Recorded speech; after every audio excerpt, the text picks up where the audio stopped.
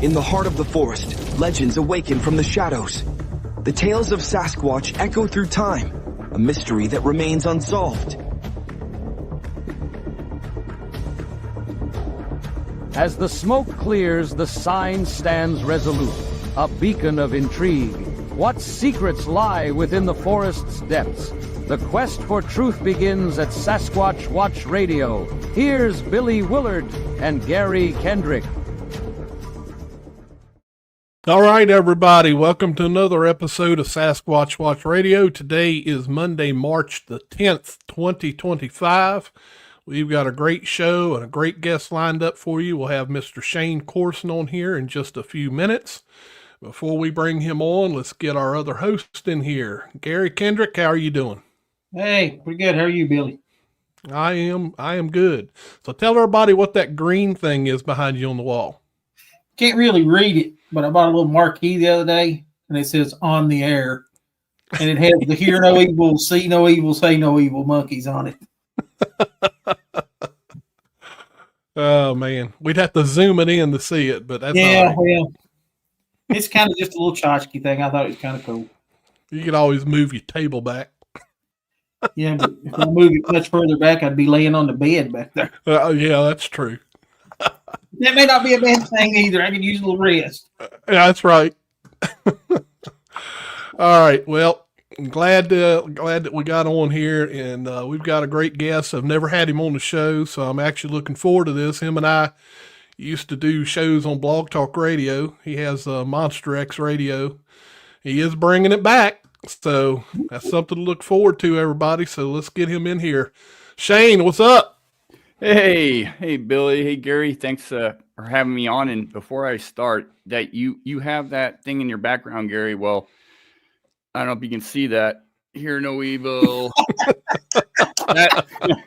I heard you. I had to run across the room because I have it in my little office here, and so I was like, oh, I loved those when I was a kid. You know, when I was growing up, you saw those things everywhere. You know. Yeah.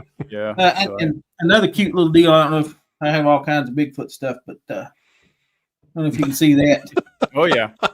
Those are called plus ones. All of the blocks are the same shape. Yep. Mm-hmm. Yep. Good. And I didn't think I'd ever get old plus one Squatch built there. That took forever. Well, we're glad to have you, Shane. I always tell everybody that Gary is my researcher, so he digs up all the good stuff on you and starts asking you questions. So, hopefully it's good. There could be some bad stuff in there. Who knows? And then, of course, we made you a song that we'll play at the halfway point of the show. It's as close as classic rock as I could get. You know, AI sometimes doesn't know what classic rock means. It just kind of just throws anything together. So sometimes I struggle and I make it redo it, and so we'll see what you think. All right. Looking forward to it. And all right, Gary. It's all yours, man. I'm going to throw this out there before we even get started. If you're a classic rock guy, I'm a classic rock guy. And it's not just rock, it's soft rock and the whole deal. Me and my wife just went and saw Air Supply the other day. If you're into that and there's a concert coming up somewhere near you, go see it. These guys are not going to be around forever. You know, they're dropping pretty quick.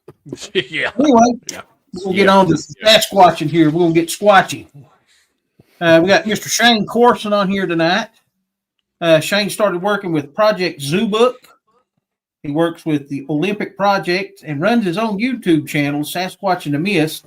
And I don't know how you have time to sleep, but, you know, get it in where you can. That's all I know, tell you. First thing I'd like to bring up is, Shane, I believe you were born in Scotland. Is that correct? Yeah, I was born in Paisley, Glasgow, but I actually lived on an island off the west coast of Scotland called Islay. It's spelled Islay.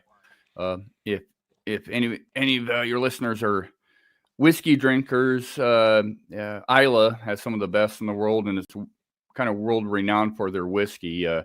Buchnahaven, Port Ellen, Bamor, Lefroy, Lagavulin, and there's others, but yeah, that's what Islay is known for. But yeah, that's That's my old neck of the woods. Now, Nice. did you grow up in a military family, or did your family just live there? No, yeah. Long story short, my mom's American. My dad's Scottish, and my mom's dad was a pilot for PSA, and he traveled around the world. He loved Scotland.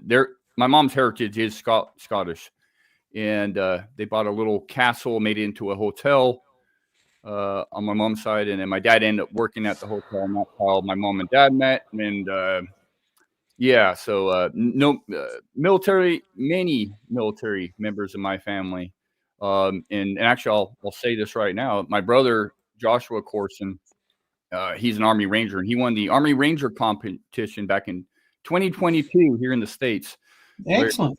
Very proud of him. But I got family members in the Royal British, Army and lots of military, but not from, we weren't traveling as a military family, no. Yeah. And I'm going to say it's really interesting to meet somebody who kind of grew up in Scotland that does not have the hard O when they speak. You ever catch yourself slipping when you go out or about? Out and about, going ham. Okay, son. Hey, let's go watch a game.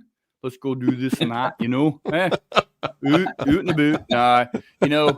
It's funny. When I came to the States in '93, the lassies loved me here. My accent, but the American boys did not so much. So I found myself getting a lot of tassels, and I went out of my way to lose my accent. My dad's still got a thick brogue over here. Even my wife now has a hard time understanding him, but as far as I can tell, I speak pretty good American English with no brogue. You do real well. I got rid of it real quick. I got sick of getting in, little tassels and fights here and there, and just So tried to become one of the tribe. My family's actually from Scotland.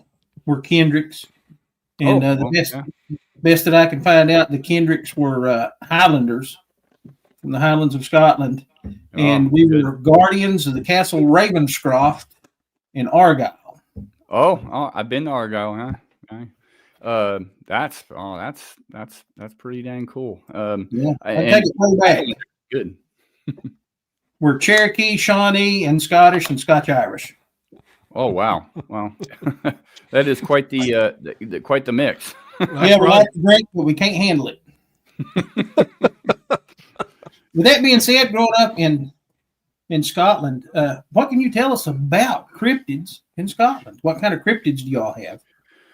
Well, yeah, growing up, I mean, there's lots of rumors of stuff, right? There's, the Kelpie and obviously you got Loch Ness, and that's kind of starting out. That was my interest. I love Loch Ness and the stories of a water cryptid in the Loch, and that really kind of intrigued me. You got stories over there of wildcats, panthers and stuff, and if there's any truth to that, and a lot of the problem is over there, they have a lot of exotic pets that get released. Even recently, there was some lynxes, which used to be native there, that were released, and they ended up capturing them and not allowing them to roam freely because they were kind of, I won't say domesticated, but they were lingering around homesteads. And so as far as cryptids, I know a lot of people talk about, the gray man of Scotland, which is kind of like the Sasquatch of Great Britain. Maybe at one point in time, I have a hard time believing. Now, Loch Ness is a whole different story. There's something to that. I know there's a lot of arguments as to what it could be. There's something to that. But when it comes to possibly Sasquatch or a Sasquatch species being on mainland, it's hard to fathom. I have loads of family over there, and a lot of them are explorers and hikers, and they just don't have what North America has. They have glens and mountains and lochs and lake, all that stuff, but it's near impossible even for a food source over there. They got lots of red stag and whatnot, and bunnies and all that stuff, and they have they have their own berries like blackberries we have over here, but it's just hard to fathom that there's something like, the gray man, the Sasquatch over there. Could be,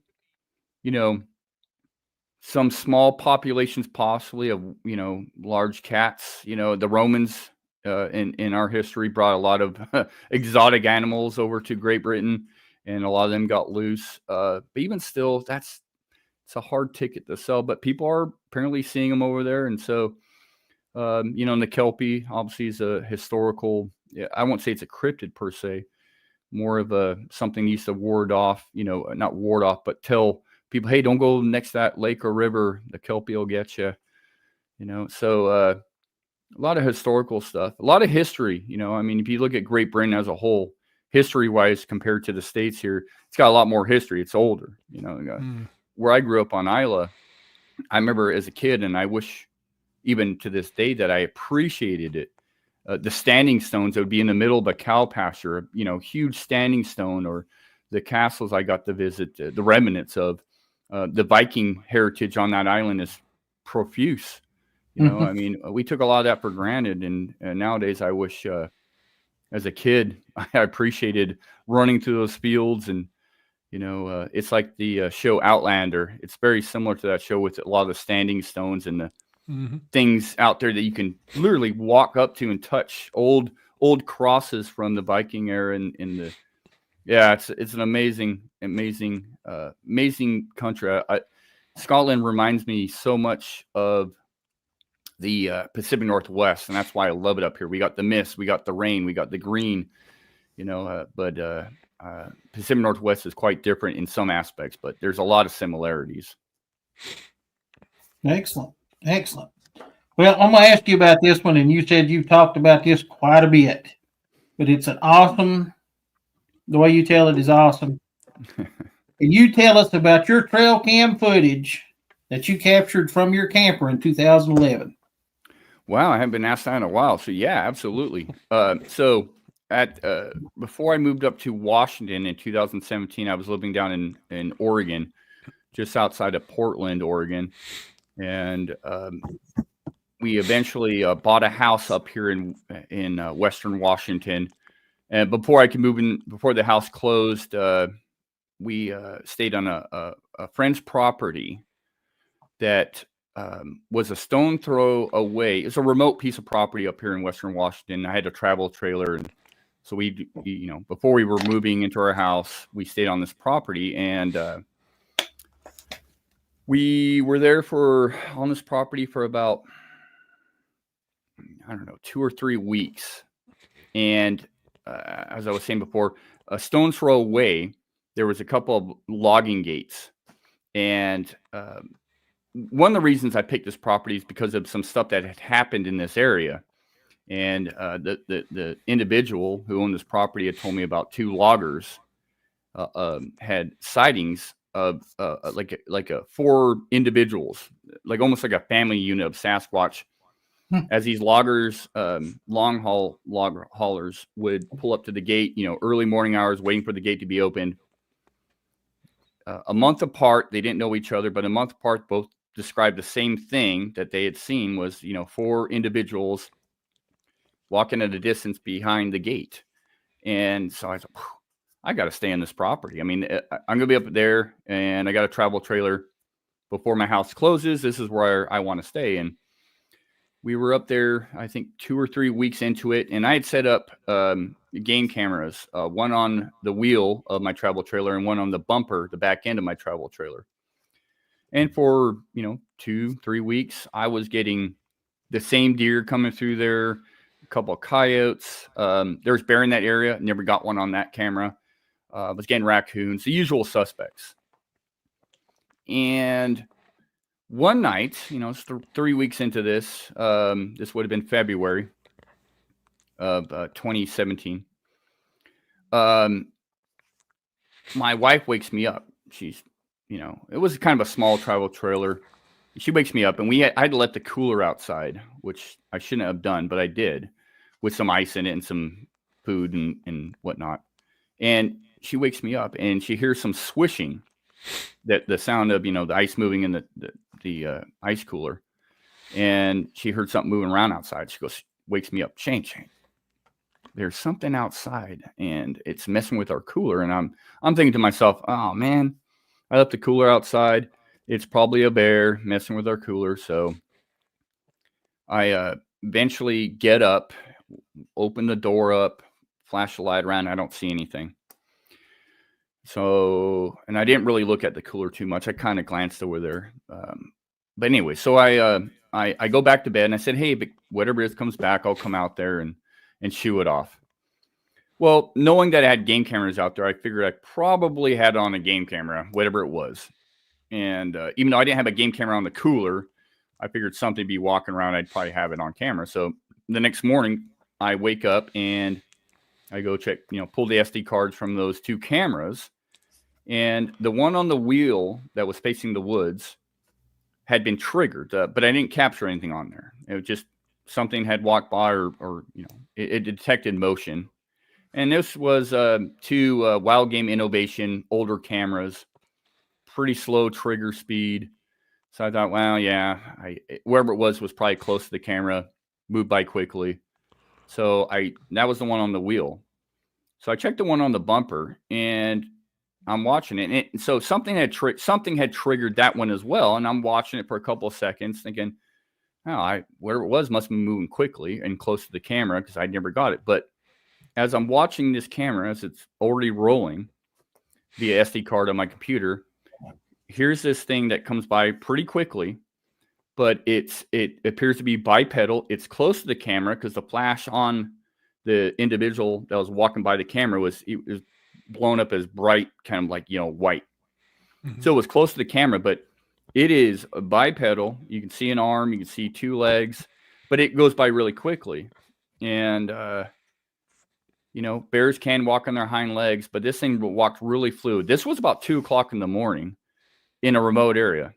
There's no people out here. I could pretty much rule out people. And then right after that, that's when something was messing with my cooler, given the timestamp that my wife woke me up. I think she woke me up at like 2:10 or 2:12 or something like that. So wherever triggered my camera was, 2:06 time frame roughly. And so I wonder, whatever triggered his camera, did it trigger? Was there two of something or just one of something? Because the one on the side on the wheel was running, didn't capture anything. The one on the back was already running before the figure walked in there. It didn't. The figure I caught did not trigger the camera. It was running because something had triggered it before that figure. It's either the same figure or there was two of something, but it is inconclusive. I mean, I can't say that's a Sasquatch, but it doesn't show signs of any clothing. It does tend. I mean, it's hard. I have a hard time with it. Some people claim they can see hair. I've looked at this and blown it up, and I don't see hair per se.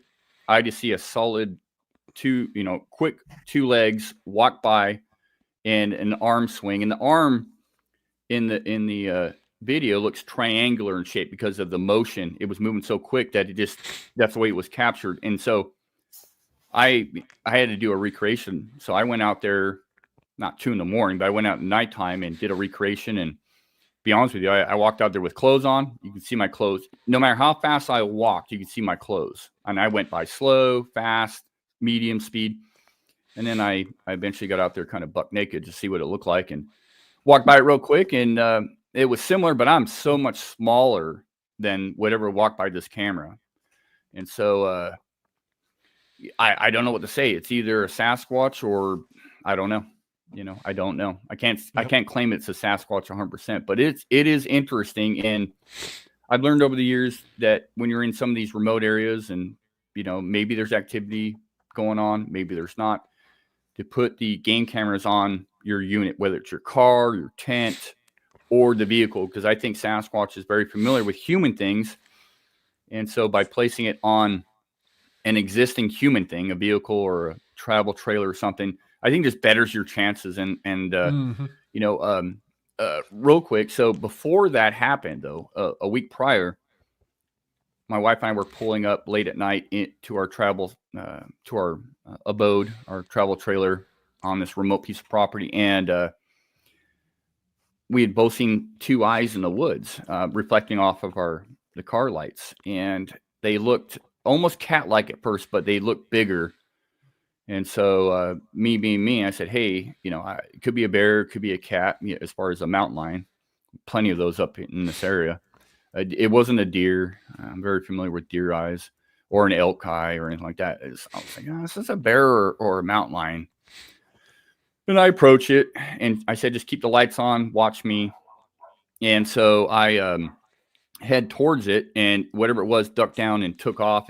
But I did go back to where it was standing, and there was no definitive impressions, but there was something big standing there. And that was, I think, about a week prior to me getting this game camera footage. And what's really interesting, actually, is that, so after I captured that game camera footage, for weeks prior, almost daily, I was getting the same coyotes, the same raccoons, the same deer. When this figure walked into frame on that game camera, I didn't get anything for a week. No deer, nothing. It was just nothing coming through there again. And that really got me thinking that whatever was in the area had to be somewhat possibly of an apex predator, or something that scared off the deer, the raccoons, the coyotes, and the other critters I was getting, because I didn't get anything on that either one of those cameras for a straight week. And I thought that was fascinating.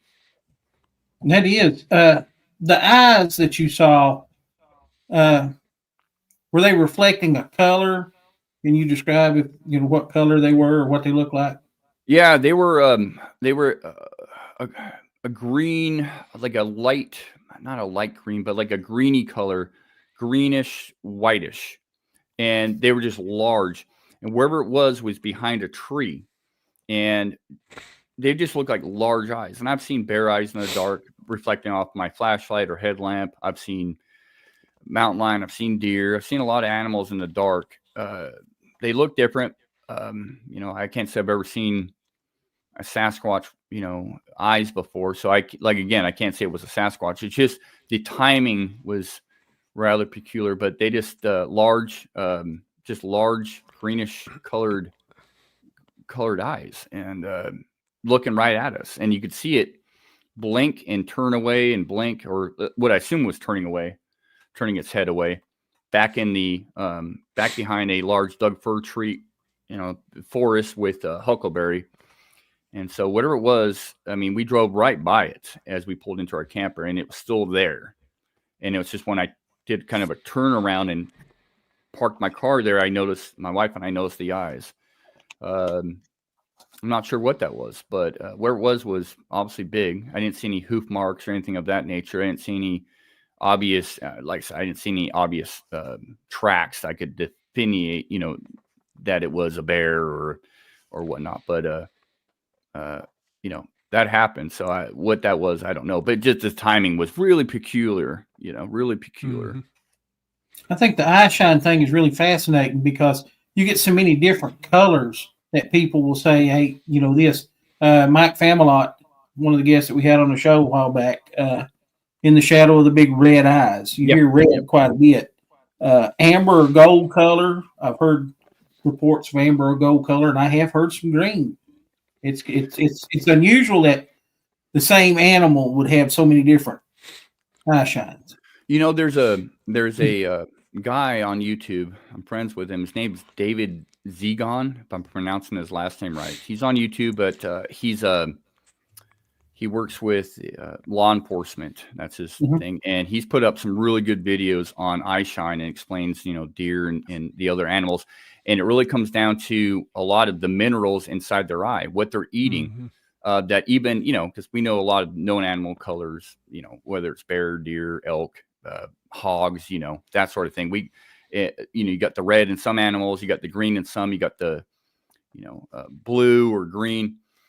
And it really depends on a lot of like what they're eating, and also the light you're shining on their eyes. So there's a lot of, it could look different in different lights or different minerals that their eyes have absorbed. So there's a lot of variations out there, but I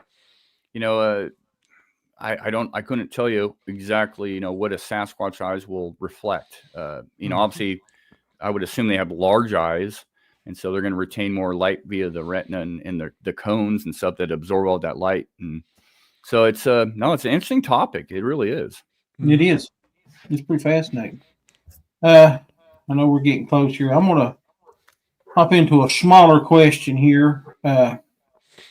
Is there anything that you can tell us about your part in Legend Meet Science, or have you signed the disclaimer?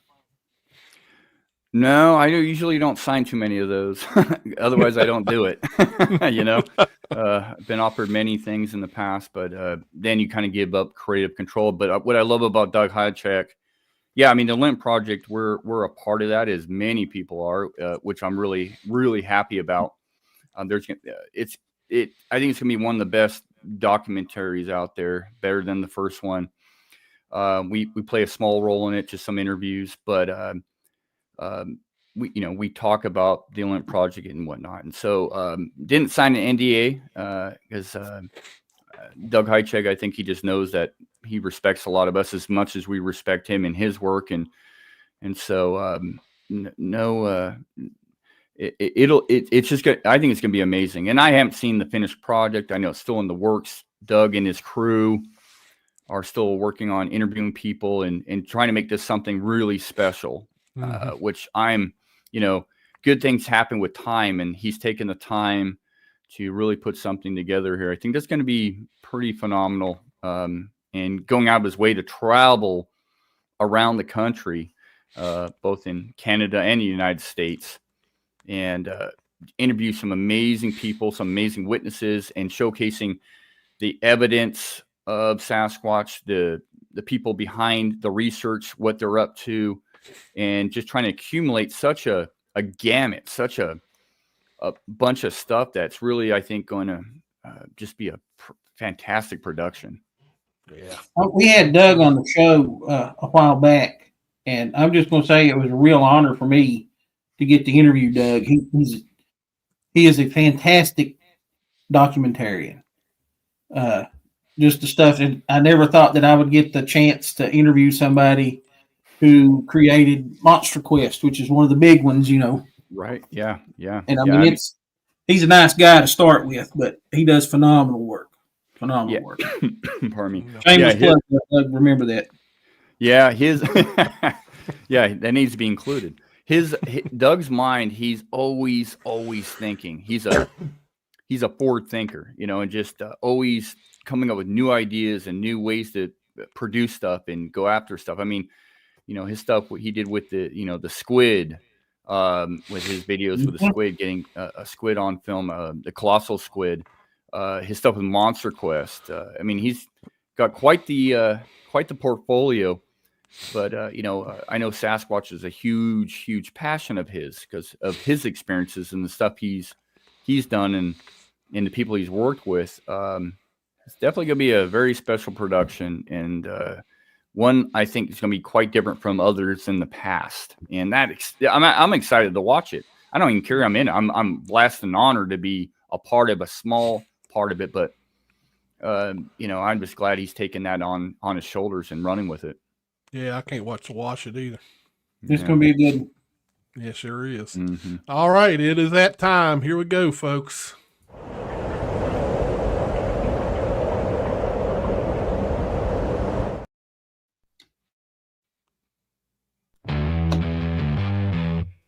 Shane's out searching through the dark.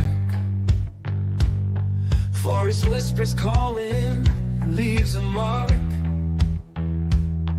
Big shadow moving through the trees. Heart pounding, feel the breeze. Bigfoot hiding, oh where you be?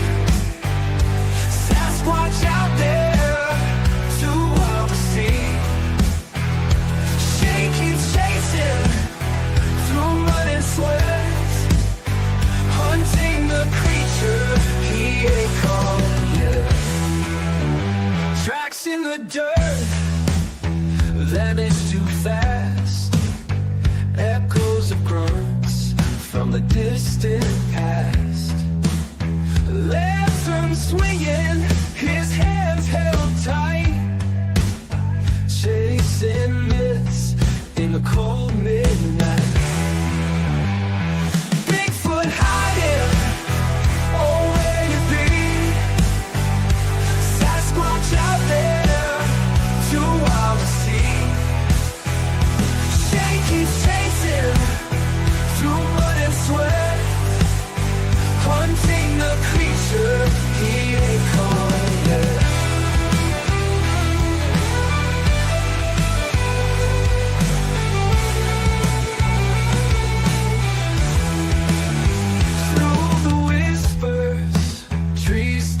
grow.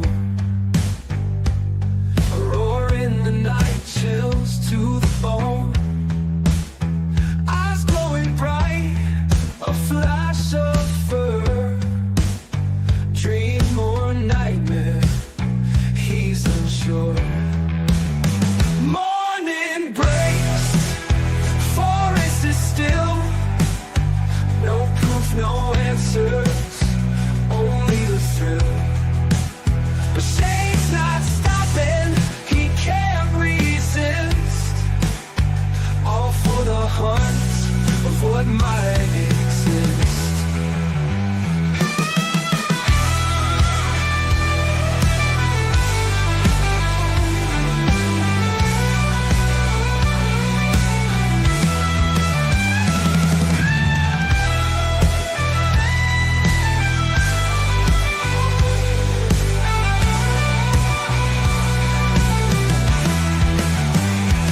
Bigfoot hiding, oh where you be, oh where you be.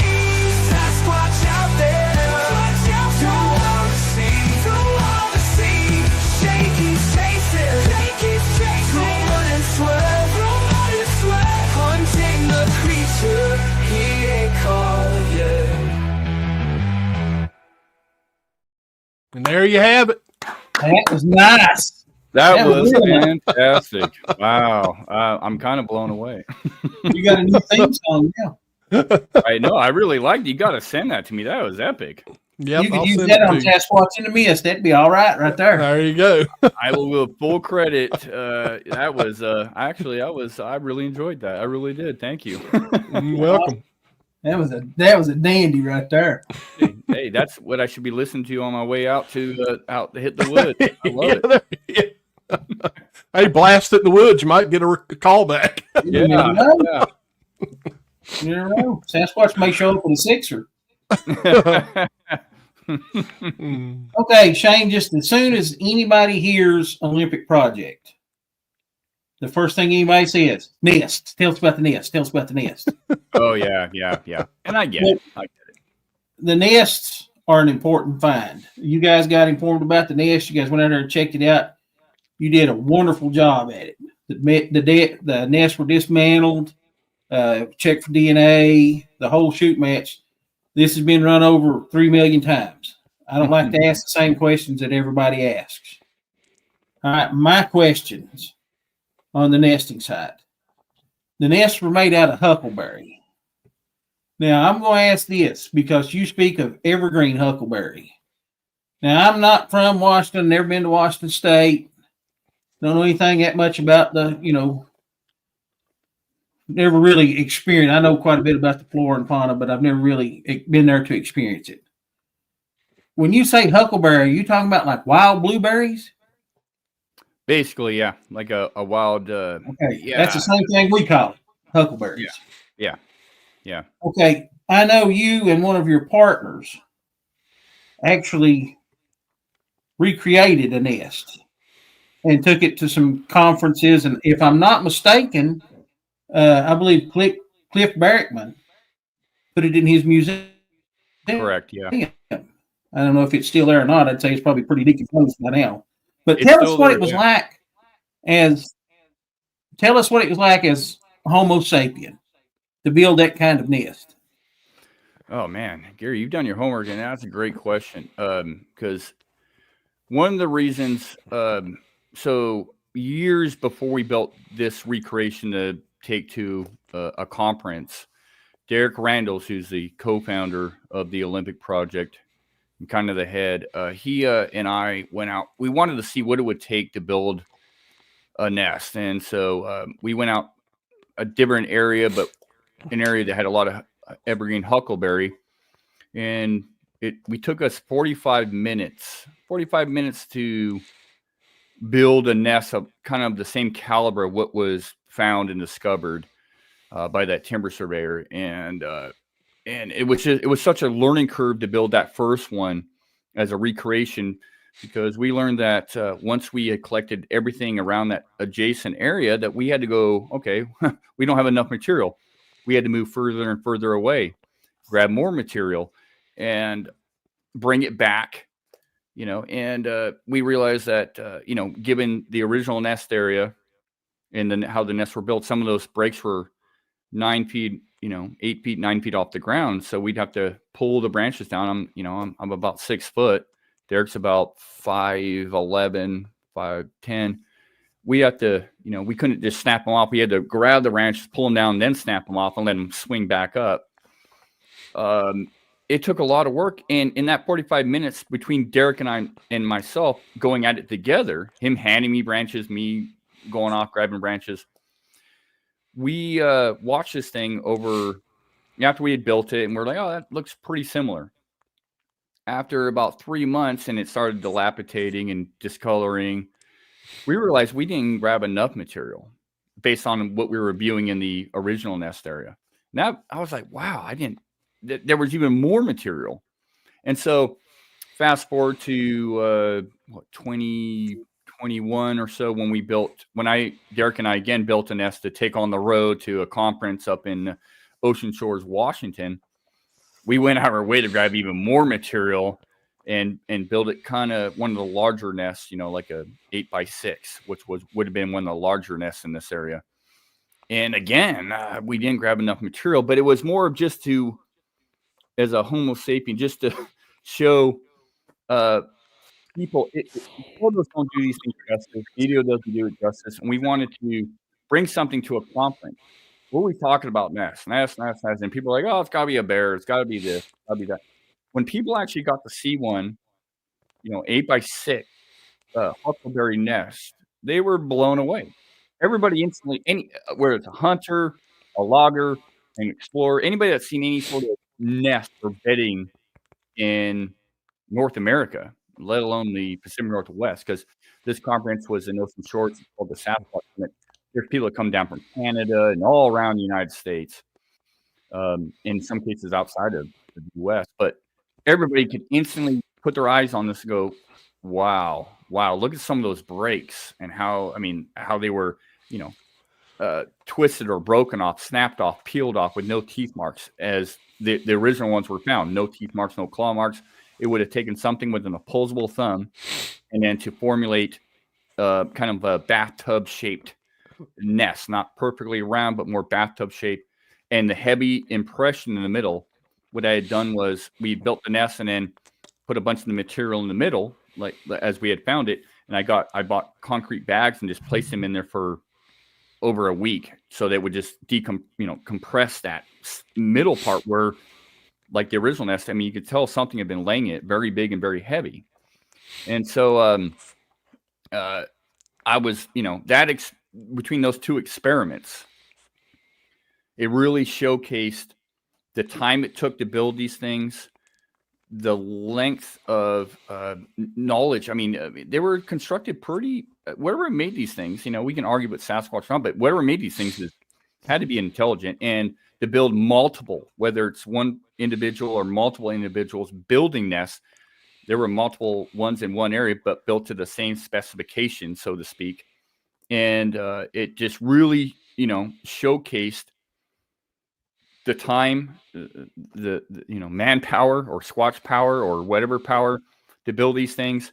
And they're just profound. They're profound. And I moved literally up to Washington State because of these dang nests. I shouldn't say that. I'm very blessed and I love to live up here. I'm living a life as far as I'm concerned. But I was so amazed when we were led to these nests that it blew my mind. And I'd done stuff in California and Oregon and Washington and Idaho and Montana and never seen anything like these, and neither had anybody else. So, when you can look at the original nests as they were, and you walk in there and then you see one of the larger branches on the bottom of this nest after you deconstruct it, and you can trace it back to a certain limb that was snapped off 30 feet away, 6 feet off the ground. It's just amazing. It's not any known animal behavior that I've ever heard of out here, let alone anywhere else outside the United States. So yeah, I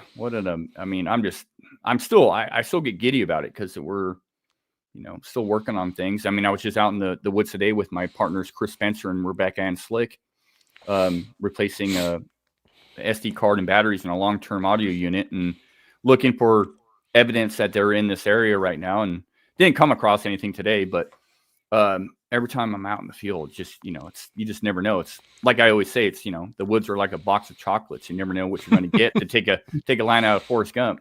That's right. That's true. I know I'm kind of an old survivalist. Grew up in the mountains here in Southwest Virginia and, just kind of understanding things. If you are going to build a shelter and sleep fairly comfortably, you need to gather anywhere between 6 to 8 inches of material to put under you so you do not lose body heat through convection. And if you don't think 6 or 8 inches is a lot of material, gather it.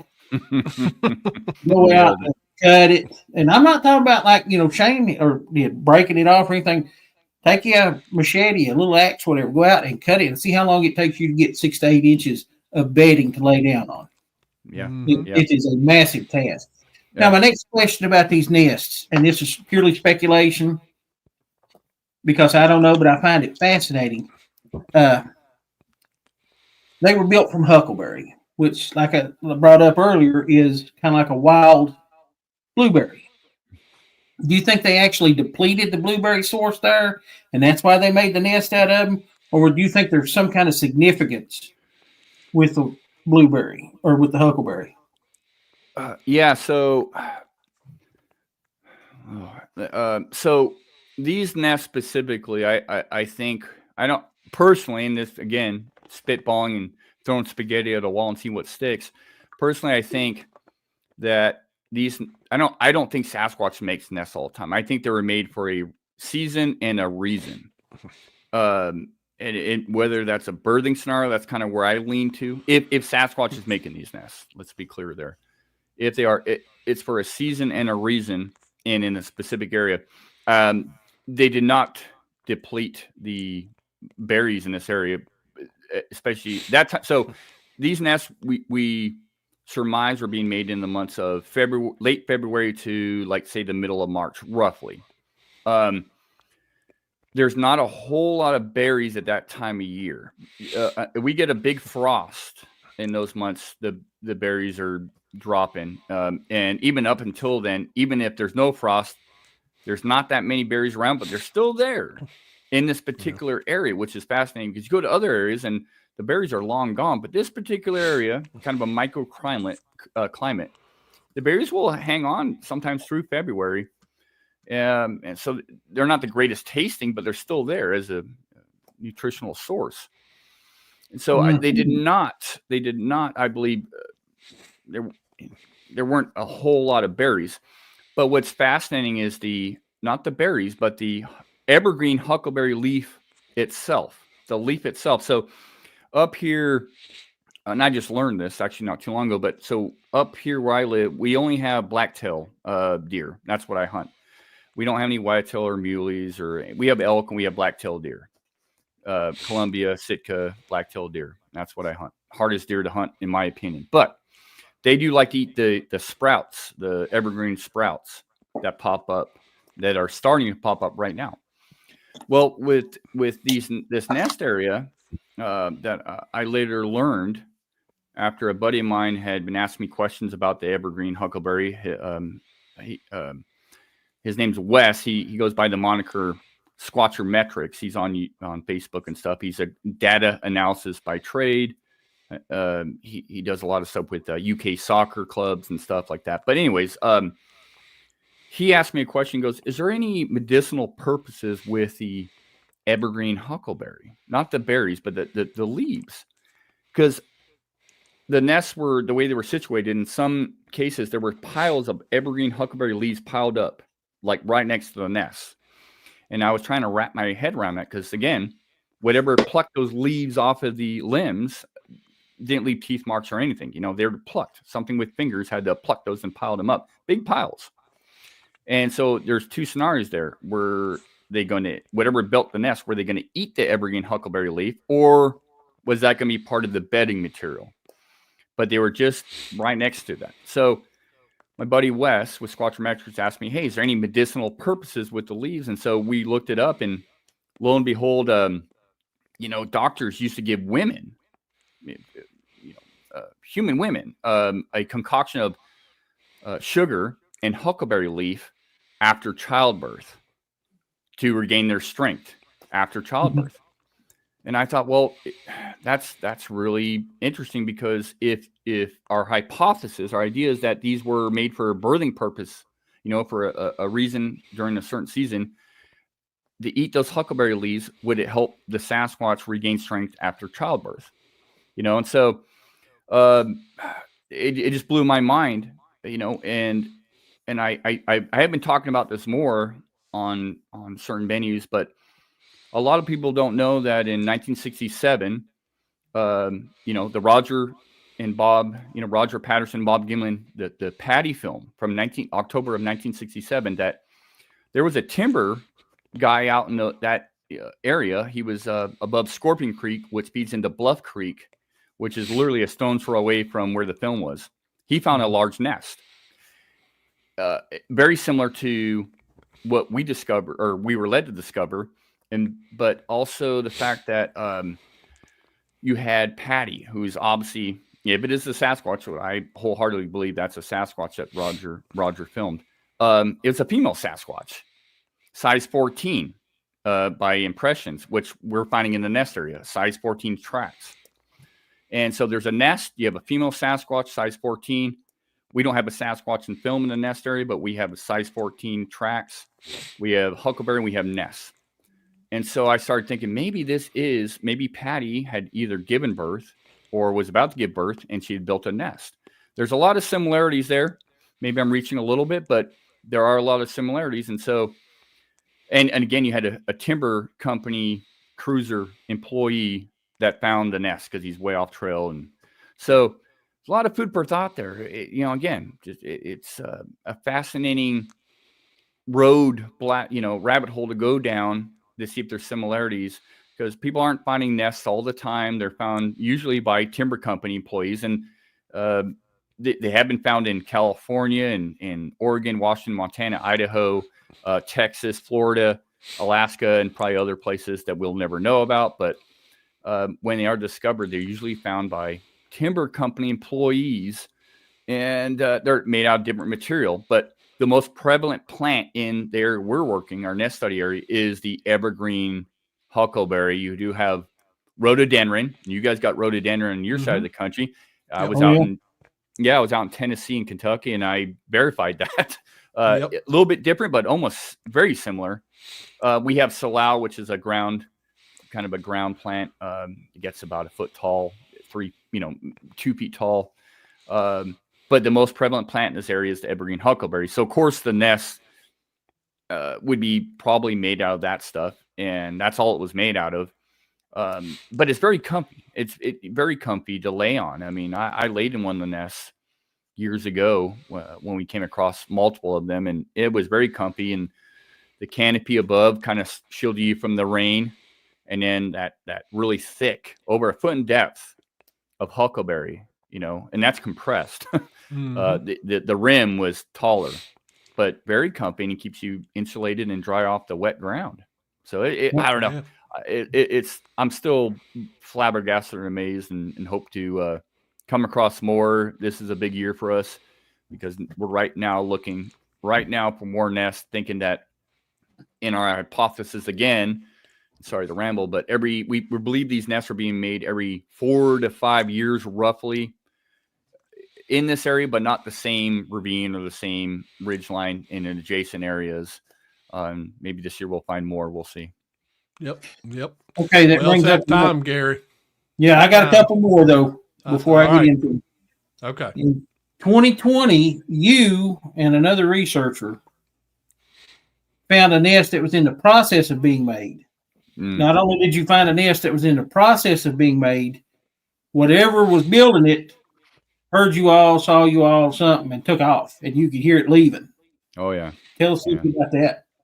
Yeah, so Derek Randalls, again, co-founder of the Limp Project, and I had been in this general area a few weeks prior, and we went back.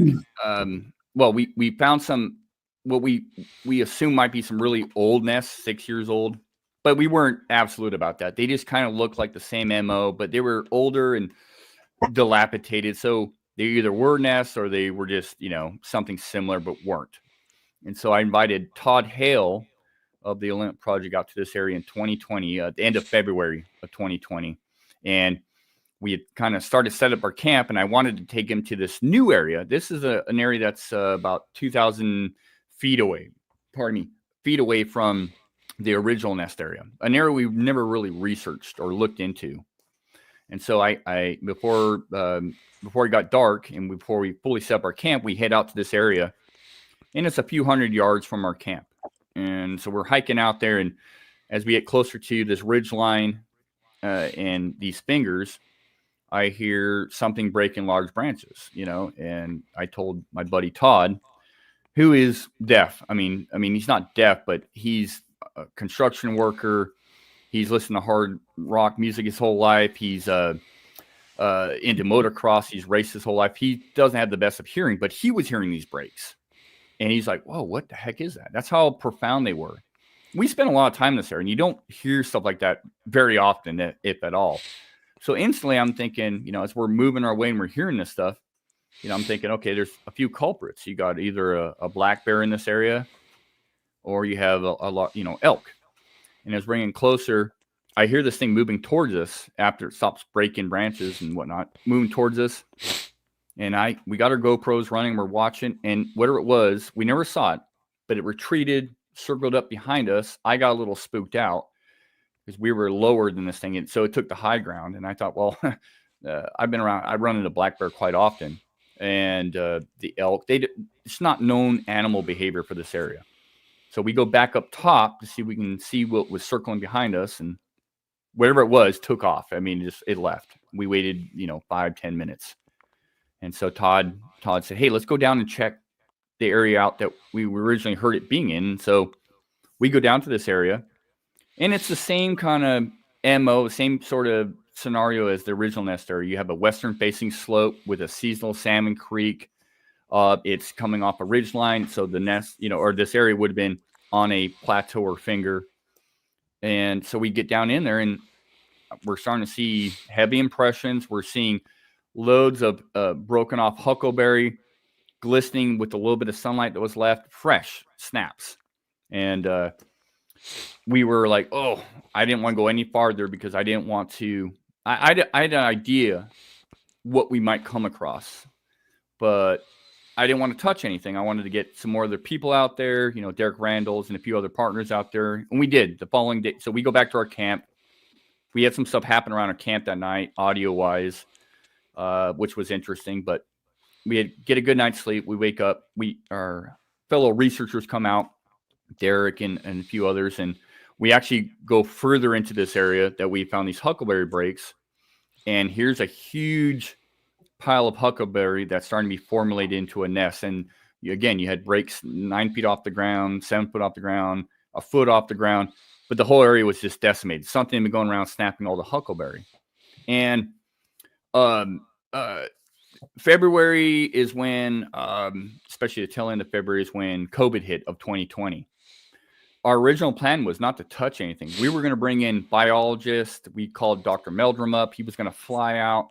Well, when COVID hit and one of the first cases, the first case was in Washington State, verified. And so that shut down traveling. Nobody wanted to come out.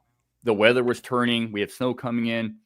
So we decided to go in there and just collect whatever we could. Hair, the huckleberry, cast tracks.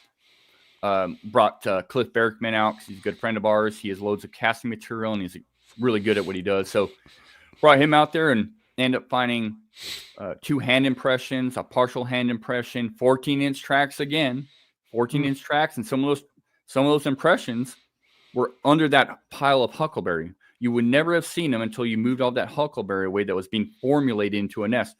Those tracks were underneath there. And again, so we casted all that stuff. We took the huckleberry branches, collected hair out of it. Everything but, the elephant in the room, and we didn't get a picture of a Sasquatch standing there. I think Todd Hill and I were this close, and we were very it was luck of the draw. This is a vast area, and we just happened to walk right up on this thing making a nest. And I think it stood there long enough to, like, oh, maybe they'll go away, maybe they'll take a left, maybe they'll take a right. We walked right in on this thing, not knowing it. And it took off eventually because we got too close, and it probably circled around. Maybe there was one, maybe there was two. I don't know. Definitely one individual, or whether it was, but it circled up behind us and then took off. And subsequently, the backtrack a little bit, that next couple of days before we started casting stuff and collecting stuff, waiting for people to get back to us if they're going to fly out, I placed audio a couple 100 yards away, and we got some incredible audio of something, over a couple of nights span, wailing, yelling, whistles, tearing up the woods. There's one recording we call it Something Big in the Bush, because it sounds like an elephant stomping around and tearing up stuff, which we did find the general area that it tore up stuff. And there was little pine saplings ripped out of the ground and tossed, small trees pushed over. So what does that is the question, and what leaves 14-inch human-like impressions and hand impressions and leaves hair that's not black bear or elk or anything else. So that was that story, but that was 2020, and that's 4.5-5 years after the 2015 find that the timber surveyor found. Mm-hmm. But it fell right in line. It fell right in line with our thoughts that these nests are being made every, not every year, not every night, but every so often for like I say, a season and a reason.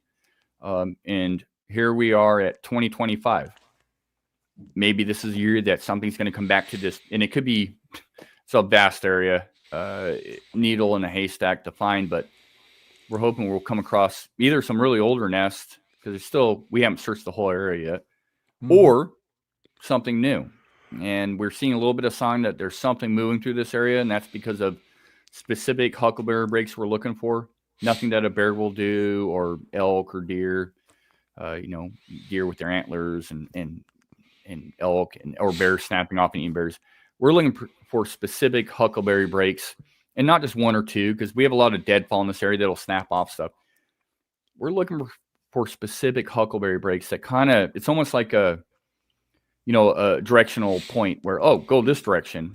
And I'm not saying Sasquatch does it, but you follow those, and sometimes you find some amazing things. Mm-hmm. Maybe this will be the year. We'll see. Yeah, absolutely.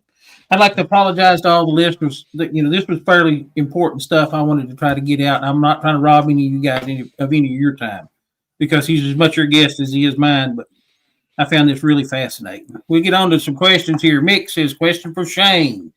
Does he still co-host a podcast? I used to DL all the Monster X shows, miss his regular brand of level-headed approach, although he doesn't think about Huckleberry a lot.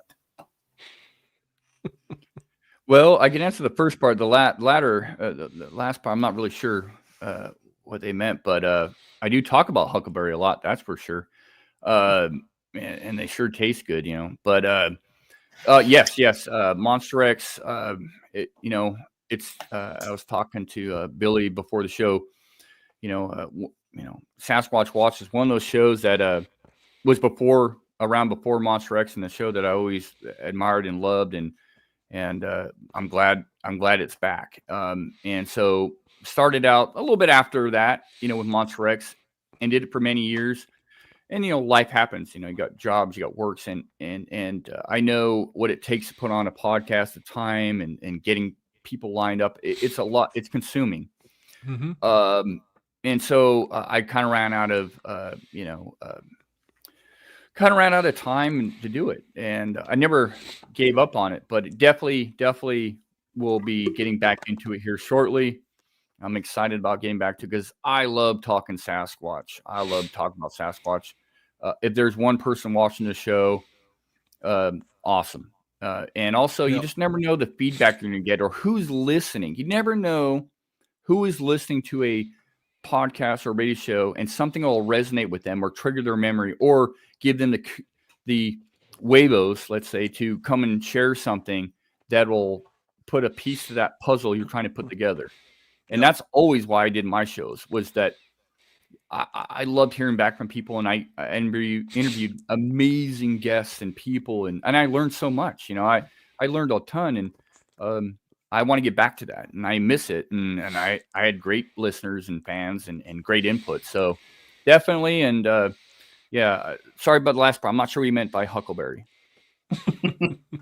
Well, we got another question from Mick here. I'll put it up. Question 2 for Shane. What are the possibilities that their nests are actually a blind or a hybrid nest blind? Any evidence of why the location was chosen? I'll answer the last part first. The location, it's way off trail. There are no trails to this location. It's in a very remote area. You have the seasonal Salmon Creek below. You have this large ridge line that goes down, slowly declines down to like a finger. If you think of if you're looking at your knuckles, imagine this as the ridge line, and you have all these plateaus and fingers. Well, the nests were always at the tip of those ridge fingers, and there was a very steep drop off to a seasonal Salmon Creek, and then you go down to the seasonal Salmon Creek and up to another ridge line. So you could hear anything coming into this area from a mile away. You're not sneaking in there, and then you have quick escape routes. And the wall of huckleberry in this area is, like I said, some of it's 9 feet tall, and it's bush after bush after bush after bush. You can't see very far in front of you. You could literally walk on a black bear and not even know it was there. I've done that to deer and other animals. And then the tree canopy. You do have a fairly thick Doug fir forest, and the tree canopy above, you can't see through that. You can't fly a drone overhead and look down. You can't fly a plane or anything. So it's very strategically placed. So it makes perfect sense. If I'm running from the law, I'm on the lam, this would be a great location. I don't think I'm going to hear people coming a mile away and trying to get a drone in that area. Nowadays it's pretty tough.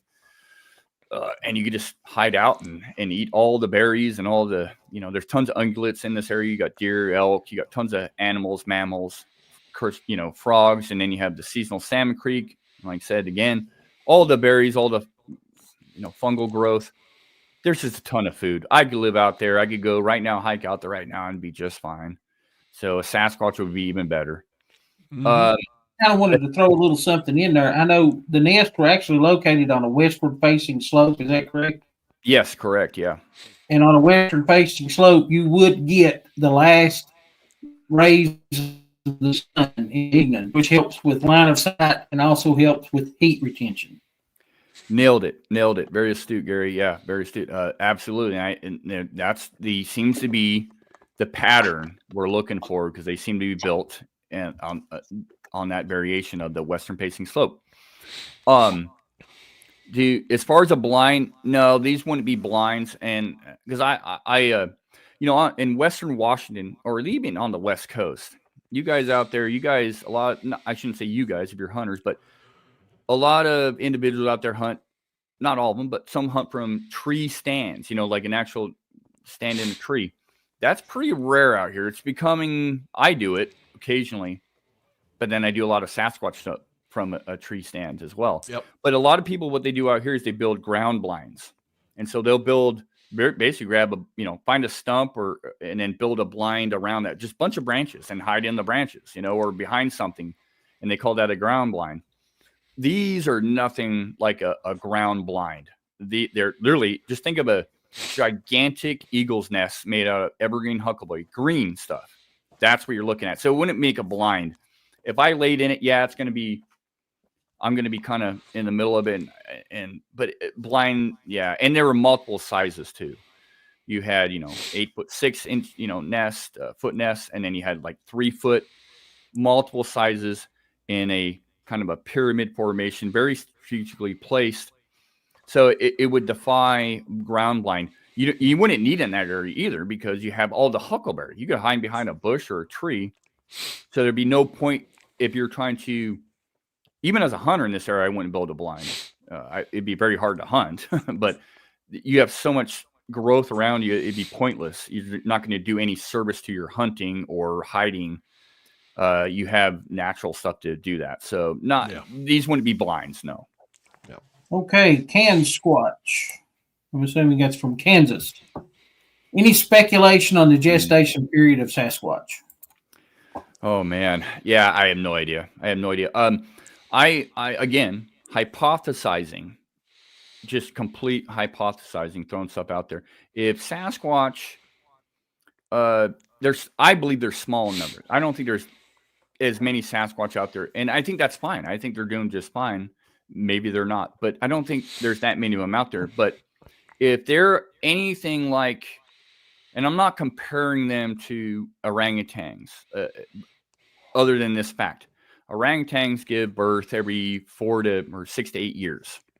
I think Sasquatch is probably something similar to that. I don't think they give birth every year like or need to, or they don't follow the human way where we can, basically give birth every year. Well, not every year, but like a lot of animals can. I think Sasquatch is probably maybe it's something along that line where it's every 4 to 5 years, 5 to 6 years. I don't know. I mean, again, just spitballing here.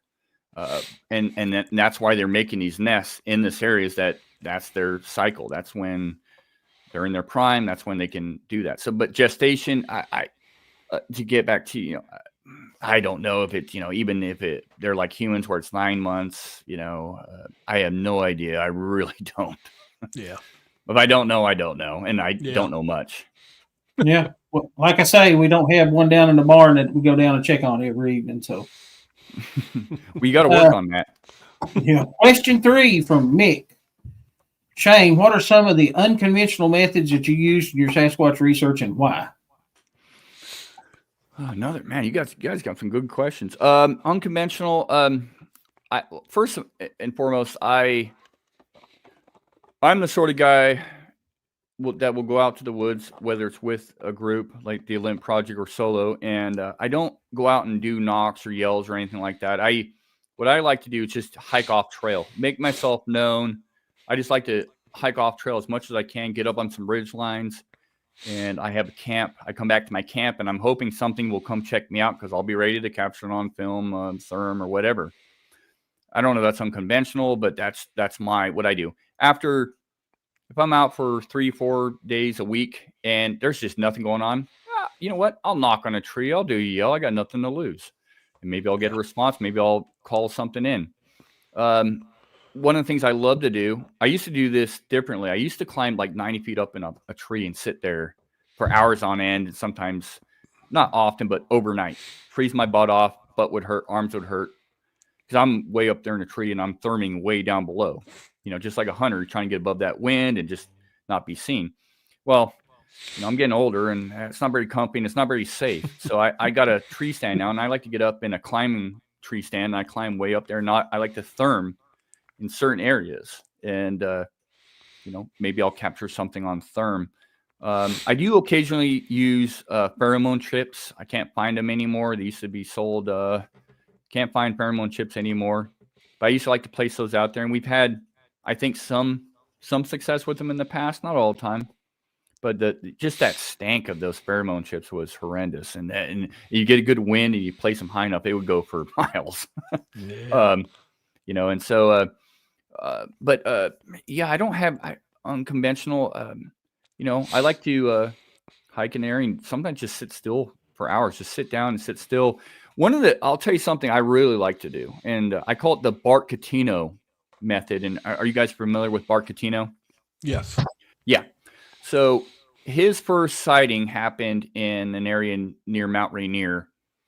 I think it was 2008, I believe. Maybe it was 2004. I don't remember off the top of my head. But he was out in this area, and he was out there with, I think, Tom Yamron and Cliff Bergman and Bo, with some other individuals around. They were all around a campfire. They're playing music. Well, Barcino walked away from this campfire, and this area is known for its Sasquatch activity.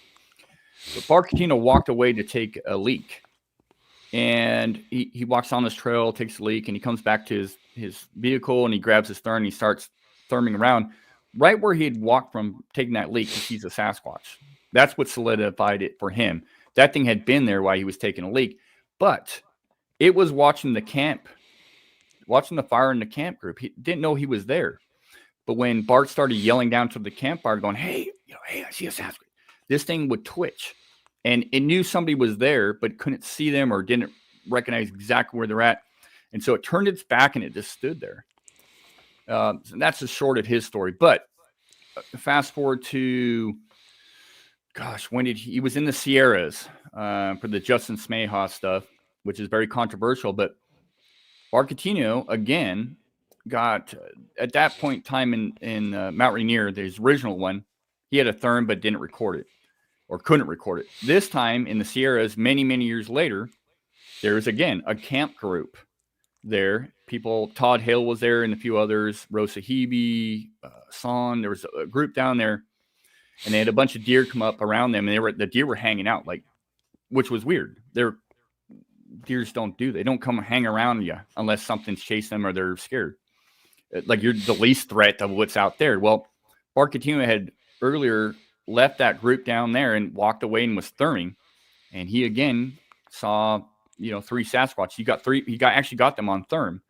And so I call it the Barcino method, where you build a campsite and you have a group there, and one person leaves and they therm. They just disappear in therm.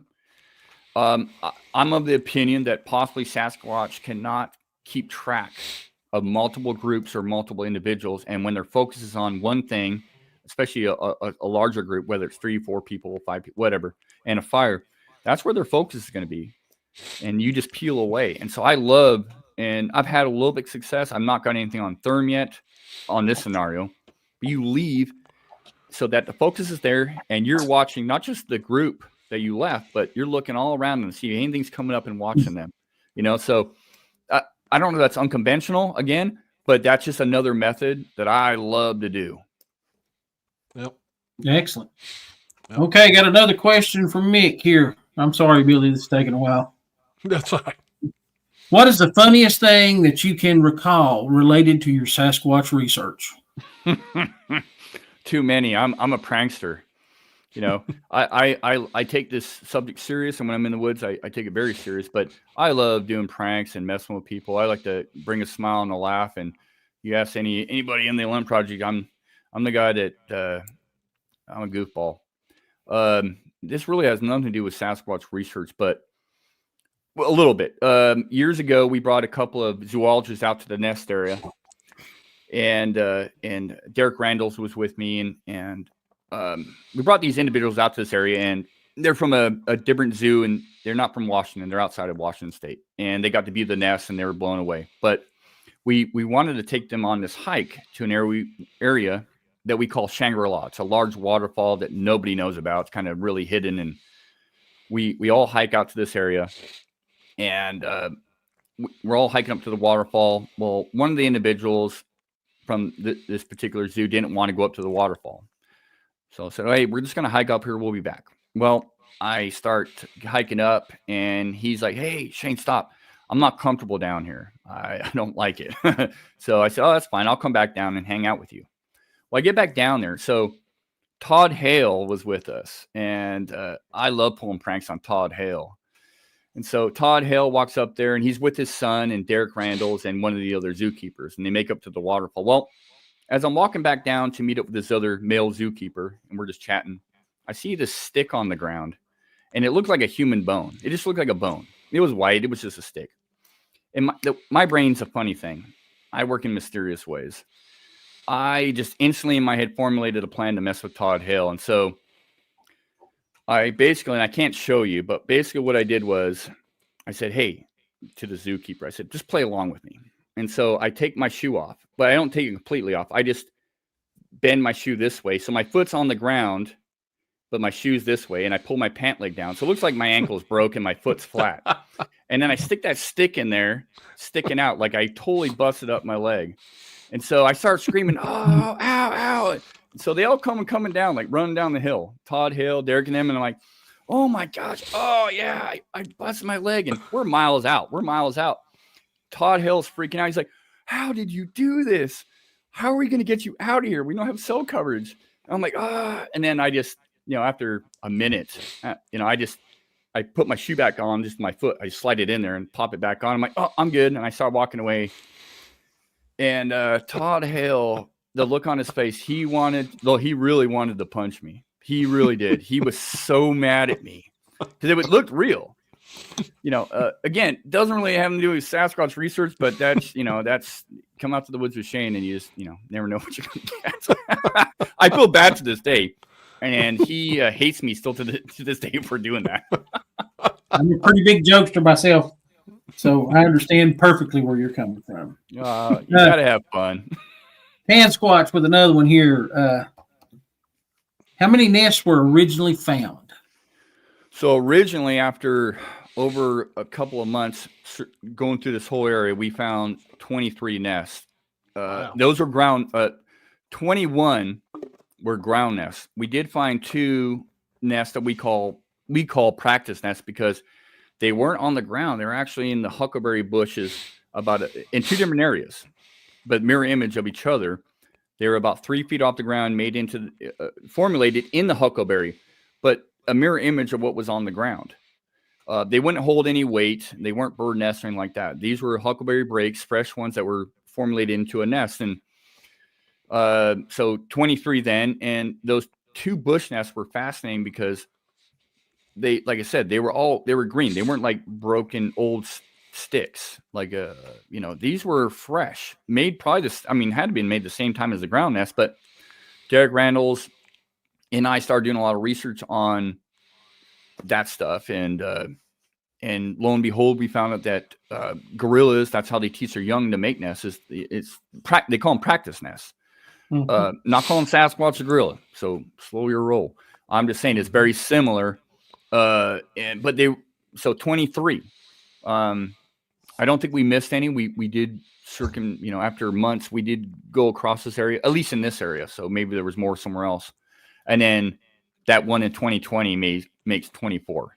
The one we discovered in 20. Wow. It wasn't quite a nest, but it was close. It was being formulated. So yeah, 24. And some of the older ones we came across, Derek and I, prior to that 24th nest. I can't count those as nests. They may have been really old, but they were dilapidated, and I couldn't definitively say, oh yeah, that's an old nest, but maybe. Yeah. Yep. Yeah. I've got one more question, Billy, if you don't care. Go for it. As long as Shane's okay. Are you okay, Shane? You guys are good. I'm enjoying it. Okay. Good. I try to ask all of our guests this, try to get a little insight into what each guest thinks. It's a weird question. I'm going to explain it as I go through. The question is animal, mineral, or vegetable? Animal, do you believe that Bigfoot is a living, breathing animal?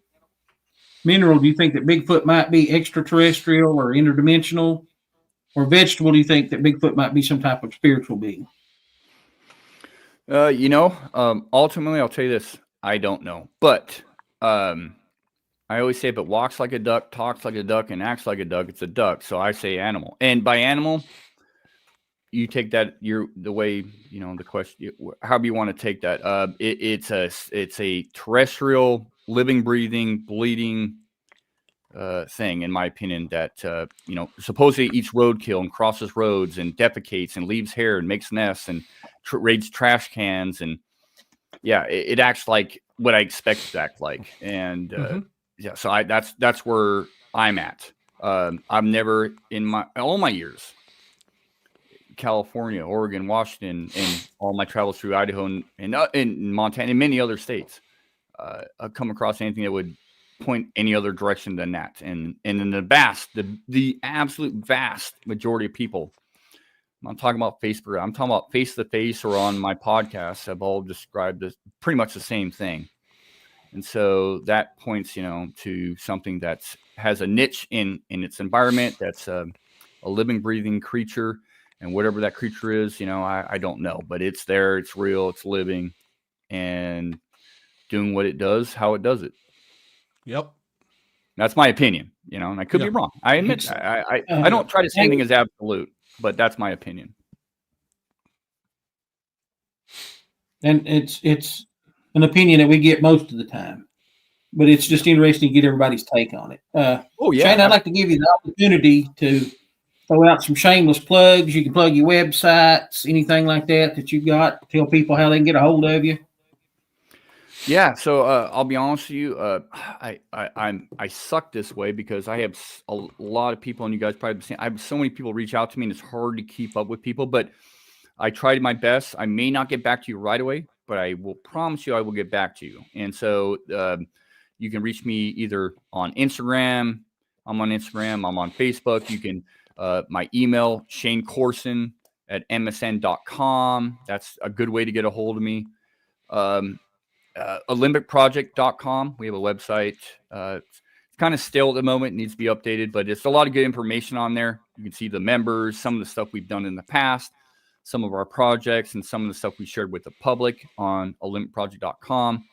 And then my latest thing I've been doing is a YouTube show, which I never thought I'd do. I've had people for 10, 12 years ask me to do a YouTube show, and I was never interested because there's so many good shows out there, and I just didn't have the time. But I found a little bit of time to put together a YouTube show called Sasquatch in the Mist, and I named that kind of off of Gorillas in the Mist. That's kind of the thing there. That's kind of where I got my name. But I've been put a few videos out there, Sasquatch in the Mist, and it's on YouTube. Look it up, and if you enjoy it, awesome. I'm going to be sharing some of my field trips, some of my opinions, and it'll be a little mixture of camping, hiking, exploring, hunting, and mainly Sasquatch. But I'll include a lot of other members in there and witnesses and stuff. And it's just a fun endeavor that at the end of the day, I love that the late John Bindernagel, Billy. I saw in your beginning of the show, you had a picture with John Bindernagel, and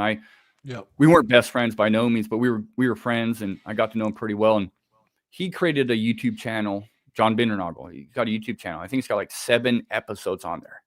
And I probably watch at least once a week. And I've seen him a gazillion times, but that was kind of his lasting. He's got books. He's got everything he's done. He left such a lasting impression on me, but his YouTube stuff is there for the test of time. People go and watch it and learn. And I thought, not that anybody's going to learn anything from my channel, but, maybe when I'm eventually gone one day, somebody will, go watch Shane on YouTube. And my daughter can do that. I have a 13-year-old daughter, and she's, she kind of convinced me to do it as well. But something she can go back maybe one day and go, my dad used to do that. And that was his opinion, his thoughts. So that's the goal behind my channel. I'm not trying to get YouTube famous or any of that junk. I could care less. But I love talking Sasquatch, and I love feedback. And yeah, so that's Sasquatch in the Mist. If you guys want to check it out, I think it's going to be fun. Great. Excellent. Billy, that's all I've got, and I believe that's all the guests have got. All right. Well, I appreciate it, Shane. I mean, it was excellent that you came on and, was willing to, stay on a little later. No, I don't mind. I blabber too much. Well, that makes Gary's job easier. Oh, yeah, you guys rock. Gary, thanks for the questions, and you guys rock, and Billy, love the show, and keep it up. Keep up the great work, and you got a fan for life here, and so thanks for having me on. I appreciate it. Appreciate it. Now, do you mind, Shane? Are you able to hold on for a little bit while we close out the show, and then we'll come back and talk for a couple minutes? Oh, absolutely. Yeah. Okay. Yeah. All right. So want to thank everybody for being on. Thank you for all the excellent questions. Gary appreciates it because it makes his job a little easier. And, keep them coming. Just a few reminders.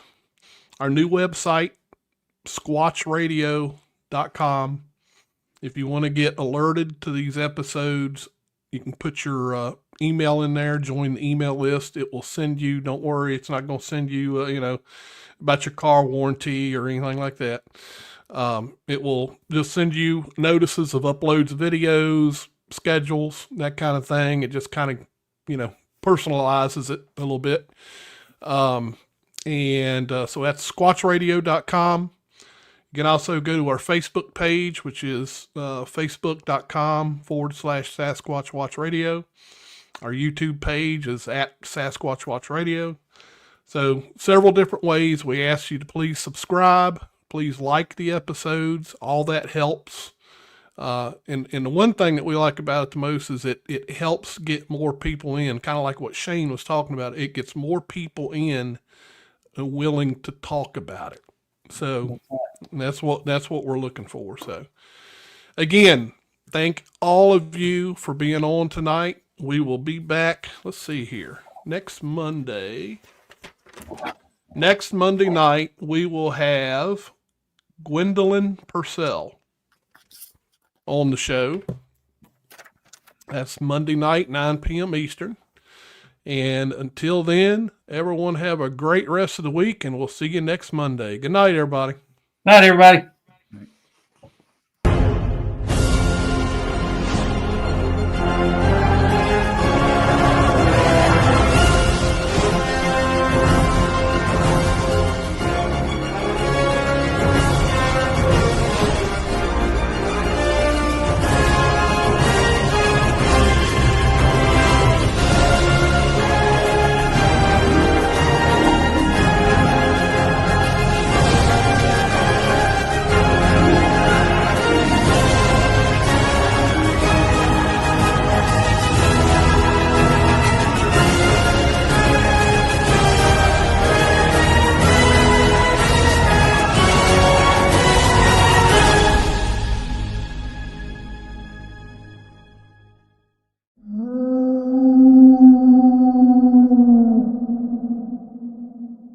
We are proud to announce that Sasquatch Watch Radio and the Bigfoot Investigative Group have joined forces.